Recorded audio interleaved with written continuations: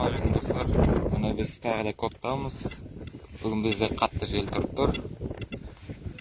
Және қараңыздар. Не шыққанын қараңыздар. Бұндай бірінші рет тауып тұрмын мен. Патшаның тиыны.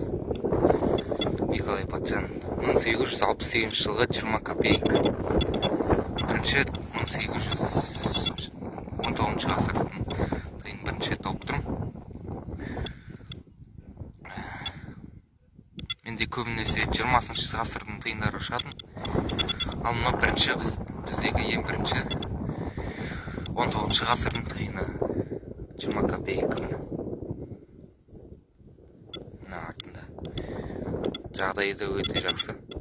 Мен негізі түсірмеймін деп ойладым бүгін видеоны, бірақ мынау тиын шыққаннан кейін түсірмеске амал болмады. Бұған дейін мен міне мынандай күміс сақина таптым осындай. Мен күміс деп ойлап отырмын.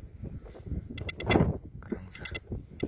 Және мынандай осындай бір әшекей таптым. Бұл да күміс болып қалуы мүмкін. Міне осылай. Біз жалғастырамыз. 4-ші режимге қойып қойдым мен, нокта макрон. Көздерді. 4 тонда тұр режим. Қазір қараймыз осы мандарды.